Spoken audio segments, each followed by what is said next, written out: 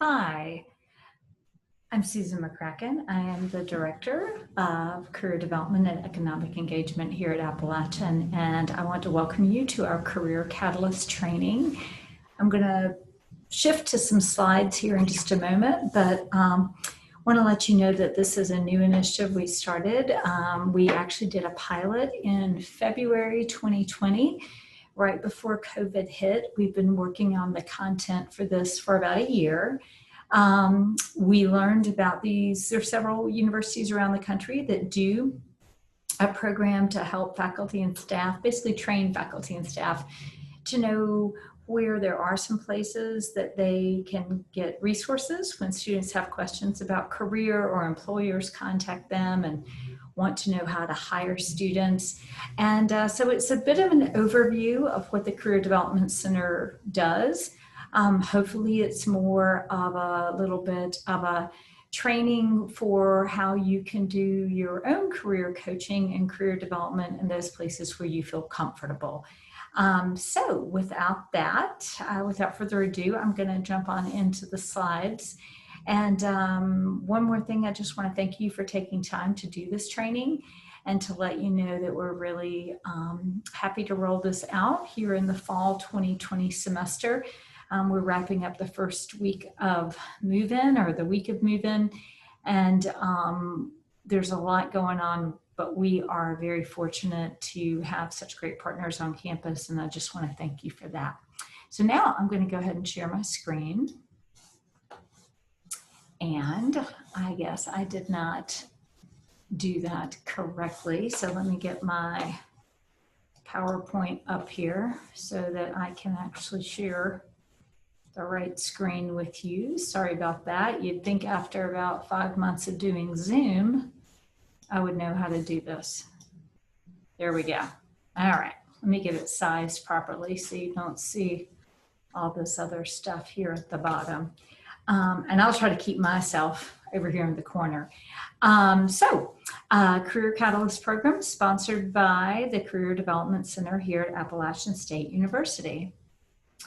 So what are the goals of our program? As I mentioned just there in that intro, one of the goals is definitely to provide you, all right, let's see, I want to move me away. Let's get over there. To provide an overview of the services, resources, and support that we have for our campus partners.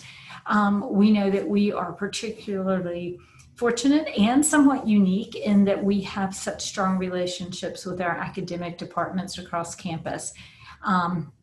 When we had an external review about 3.5, 4 years ago, that was one of the strengths that really was apparent, and I feel like we've only done more to work on those collaborations the past couple of years. We want to create a shared understanding of what career development is and is not. Share data with you about what we do, help you know what sort of the ethics are around negotiating relationships with employers. And ultimately, we want to do all of this so that our students have the maximum opportunity for success while they're a student here, but even more importantly, when they graduate and move on to the next phase of their life. So very briefly, I just want to give you a quick little outline of, what career development is. Some of you, I don't think any of us fall into this place of teacher's guidance and vocational guidance because no one still working here on campus had those experiences. But there probably are folks who remember a career office on your campus when you were in college. Or even in high school where it was really a job placement. Often these offices were called the placement center. And there was sort of an expectation that employers would contact us and we would send them a list of people and resumes and they would choose from that. And it was sort of the job of the Career Center to get students jobs. So one of those goals was what is career development and what is it not, and what it is not is job placement. Our job is not to get students a placement, but our job is to help empower students to have the skills to be able to find their own employment and professional paths and to continue that throughout their life. During the 70s and 90s, which is probably a time where most people were in college, or some of us who were in this training, career services were really much more personally sort of counseling based. A lot of traditional counseling techniques used, which we certainly still value and still use. But it was in some ways more kind of a self-actualization, perhaps, outlook and view of career development rather than one where we really wanted to create these partnerships. And so by the 90s, we were starting to move into a place of more networking. Economy was kind of up and down. And from that, we've now moved into this place that some people term connected communities, which really is a shared responsibility among a career development center, a career services office, employers, and other partners within the university. So that's where we are now. And I would say that, quite honestly, we really do value this networking piece in a very authentic way, because networking is part of what we believe in our office helps make a strong community. So some of the trends that we're seeing, and obviously COVID has turned some of these things up a little bit, such as the role of technology in recruiting. It's definitely gone from being a trend to being sort of the primary thing that we're doing now. But the role of data is certainly very important. Our national association is the National Association of Colleges and Employers, NACE. So we have employer members as well as folks who work at community colleges, four-year universities, professional schools, for-profit schools as well, who are members. It's been a great organization for us to use as a resource, as we have really done a lot of growth in our own area, but particularly as we have navigated changing the way that we do things during the pandemic. So the role of data, you'll see throughout this slideshow information about how many students we serve. One thing that is important to us is making sure that we are serving a variety and a cross-section of our university population. So we look at data like of all students who came to our events, how many were first generation students, how many students identify as being from marginalized or underrepresented communities. We look at first destination data, but we also spend a lot of time really looking at the patterns of who comes to our events. A trend that has really developed the past few years, and I think it's a really good thing, is that, quote, a major does not define you. And that skill development, those opportunities to learn career readiness skills or to develop career readiness competencies is, those are the types of things that employers are really looking for. And we'll talk about those NACE career competencies here in just a little bit, but basically they very much mirror what our Gen Ed goals and expectations are. Having a global outlook on life and experience, critical thinking, work ethic. Those are the skills that we've often called the soft skills. We think they're essential, regardless of your major, to be successful. Entrepreneurship, and this is not meant to imply that we think students should, or there's a trend that people should go off and start their own job. I actually think that probably a better definition or language here would be entrepreneurial thinking, especially now in the pandemic. First of all, for students to be successful in the job market, and whether they're going to graduate school first or they're going straight into the job market, they need to be super big time problem solvers. They need to be thinking entrepreneurially about how to solve problems. Organizations are going to be looking for people who bring solutions to the table and also can work really well in a collaborative manner. Technology has gone from something that we all knew we needed to do more with to being something we are all having to do a lot with.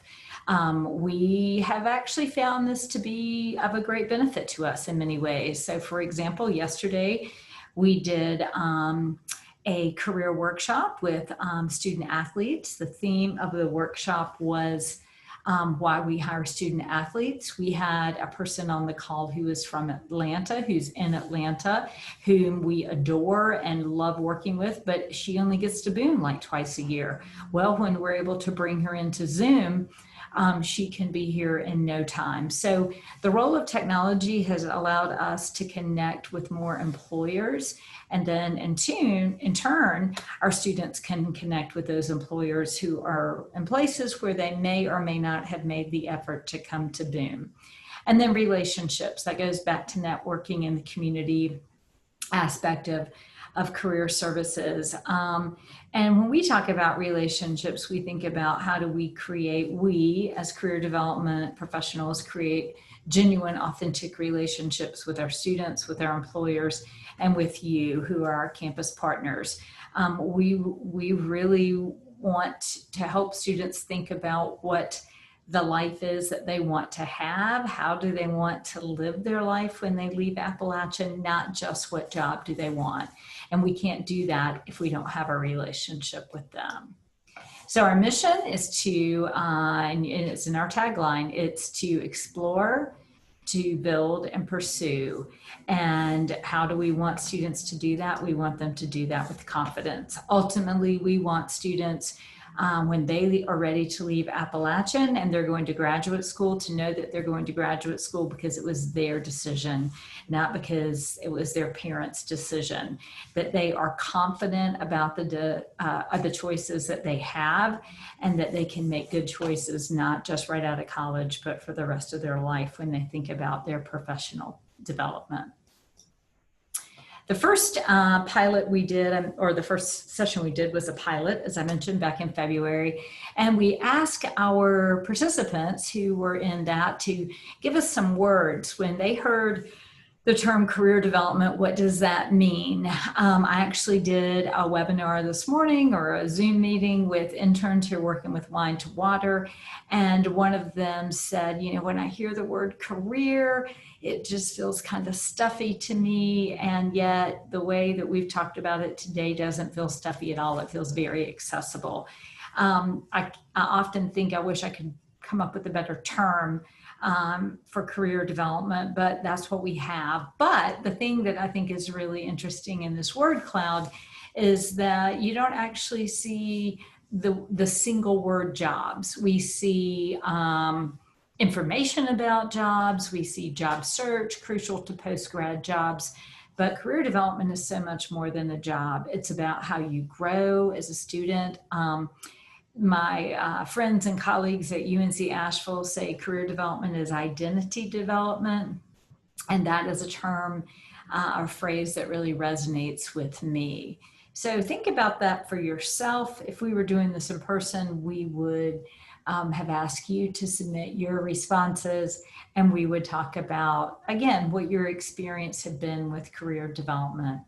For many of us, we probably did not utilize that office as much as we could have.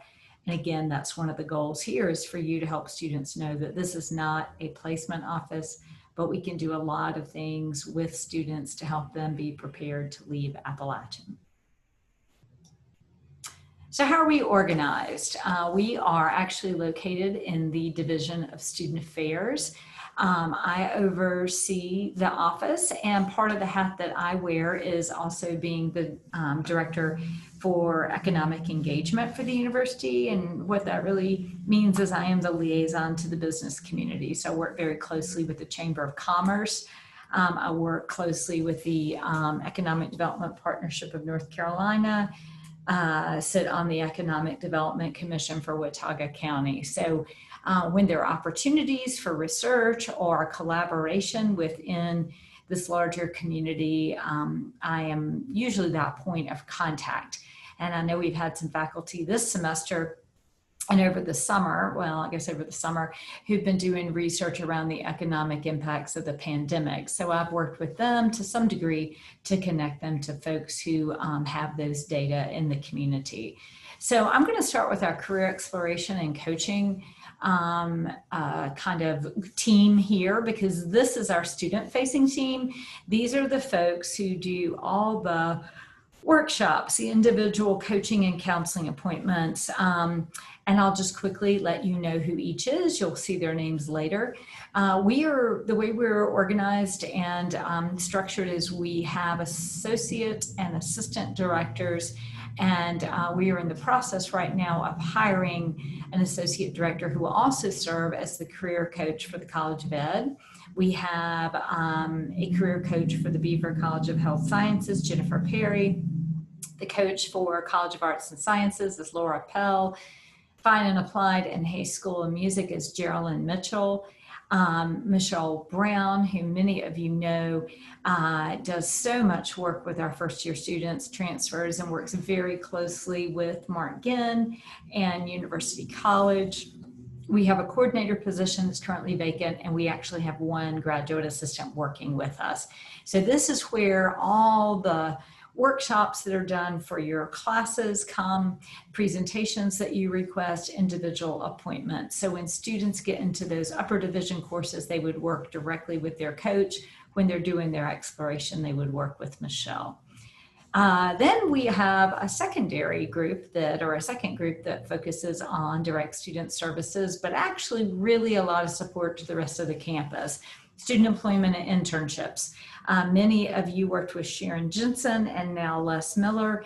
If you are doing internships in your department, on average, about 80% of all students who graduate will have completed some type of practicum, project-based learning, internship, clinical before they graduate, and will have gotten academic credit for that. Student employment is under our wing. We'll talk a little bit more about that in a few minutes. And then we have a support specialist who really is critical to all that onboarding paperwork that students have to do when they get hired. Well, obviously, we can't do career services if we don't have employers and places for people who want to hire our students and build relationships with them. So we have Jennifer Schaefer as our associate director in this area. Deanne Smith is our assistant director. Jordan Jackson serves as our recruiting services manager. And then we have a part-time temporary position for marketing. And then sort of the glue that holds us together is our technology and operations. Matt Belt is truly our point person, our expert for Handshake. He was here when we implemented this new software platform or technology platform for our career management system. And he also serves on the National Advisory Board for Handshake. So he's very, very well regarded and very well versed in what's going on in that world. And then Sarah Parker works with us as our customer service and support specialist. So what is career exploration and coaching? As I mentioned earlier, this really is the front line. We're going to have a bigger session on that. So what I'm just going to talk about here is sort of our drop-in program, Career Studio, which in an ideal world is a very open, fluid person where there are lots of people in a space and they're all sharing ideas. As we start the fall of 2020, we'll be doing that. We just won't be doing it in an in-person setting as we start out. Well, we will have Career Studio Monday through Thursday from 2 to 4. It will be on Zoom, but we also have a lot of students who will email us a cover letter, or they will email us, I'm sorry, I'm right here on Yasmin's head, or they will email us their resume and ask for some tips. They might pop in for a 10 or 15 minute Zoom meeting, but generally our drop-in hours are really those basic general skills around career preparation. Resume is obviously the most popular topic that people want information about. Student employment internship, I mentioned this earlier, that this is a service that in many ways we provide to the university community more than we provide to students. We will, in a given year, and I can't imagine that this year will be any exception, we'll have close to probably over 4,500 students who are employed in some form or fashion on campus. All of those approvals come through our office. If they are a new student, they have to fill out a new student employee, they have to fill out a ton of paperwork and do a lot of federal verification. If they're a returning student, we still have to set them up in the system. This is a pretty high volume and high intensity area, but we really believe it's a super important area. I think for a campus our size, we probably have more student employees than most, and we work very closely with supervisors to help them understand the value of this student employment as really a career readiness experience. We want students to leave their part-time job on campus having gained some of those career competencies. And now I'm going to talk to you very briefly about what they are. When you see these terms, you may be like, oh, well, that's like critical thinking and oral and written communications. Those are the same types of things that we really promote and expect to come out as part of our general education curriculum here on campus. I think sometimes there is a sense that the academics needs to be separate from the career work. We see this work as being very integrated. If students aren't being successful in the classroom and having valuable learning experiences, they're not going to be able to translate any type of work experience or internship or leadership or project-based learning to an application for graduate school or a cover letter for a job. By the same token, students who haven't done that type of hard work in the academic setting are really going to struggle being able to define what the value of their experience here at Appalachian was to an employer. So wanted to make sure that you know this is here on studentemployment.appstate.edu. Students can actually go and do a self-assessment of where they think they're strong and what deficits they think that they have in these areas so they can work on those. As I mentioned earlier, the vast majority of graduates from Appalachian have done some type of what we would call an internship. As you know, we are a very applied learning school. There are a couple on here I just want to point out. This person is in DC. We actually have a fairly large number of students who go and work in Washington, DC. Another large number of students who do internships are criminal justice students, and we actually have a really wonderful program that's funded by the State Employees Credit Union, where students who are doing public service internships that are unpaid and are in the social work department, or who are in the Department of Government Justice Studies, or who are access students, are able to apply for a $5,000 scholarship to help offset the cost of a full full-on 40-hour-a-week internship. This young woman here, Jordan, she was actually a communication, I think public relations student here at Appalachian. She had a real passion for environmental science and sea turtles. The summer before her senior year, she did an internship with the Ocean Isle Sea Turtle Rescue, fell in love with the science of it, not just the idea of it. She went on to Wilmington, where she is enrolled as a master's student working on a degree in environmental education.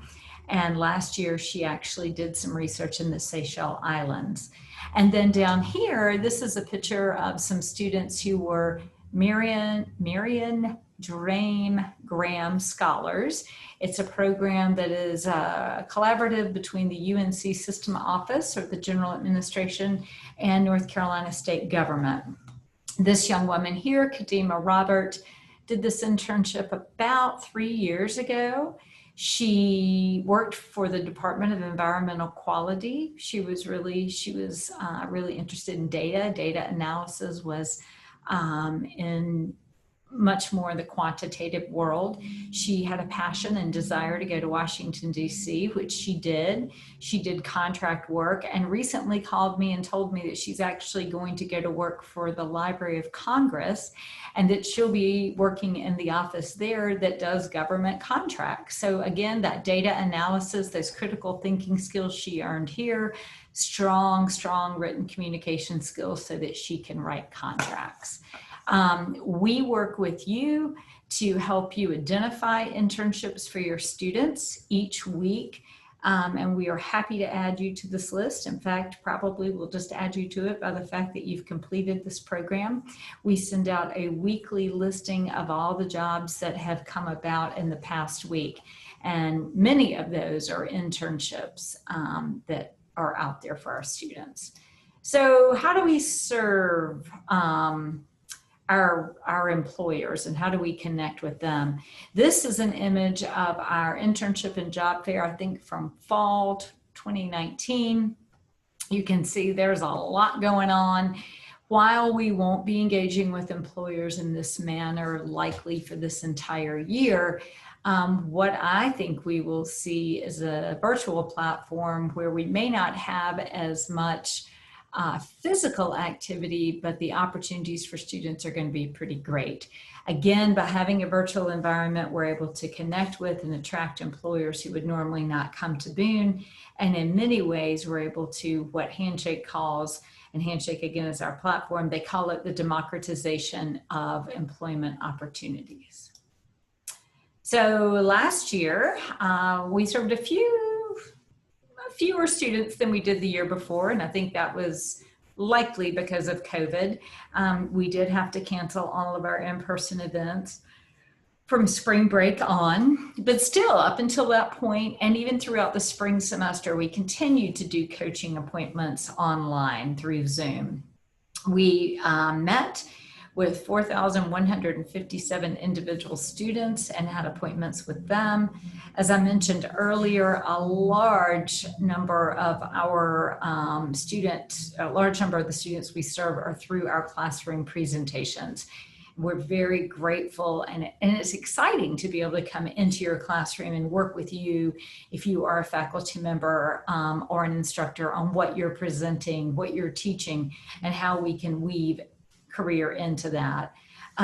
As I mentioned earlier, we did have a lot of employers engage with us virtually, 137 in the spring. We've now approved over 9,000 employers in Handshake, and that's in the past 3 years. That's how many are active right now. And they are responsible for posting about 250 to 300 or 350 new jobs and internships all week. We have really encouraged our students to use Handshake. Handshake is where campus jobs are posted. It is also where they can really search and look for those internship opportunities. Already this year, 54% of all students who are going to be enrolled in class on Monday, August 17th, have already logged into Handshake. First destination, these are numbers from 17-18 graduates. We have, due to COVID, we got behind on finishing everything for those students who graduated in 19-20. But we do really well. Our students get jobs and they go to graduate school. Overall, 81.5% report employment. About 30% have gone on to another program in higher education, for a total of just under 98% who are either employed and or enrolled.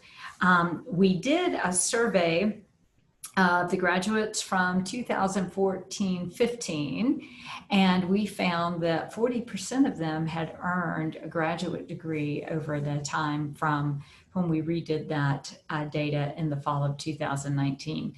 We have a high rate of students who go into graduate school, and I think that's something that's a strength of ours.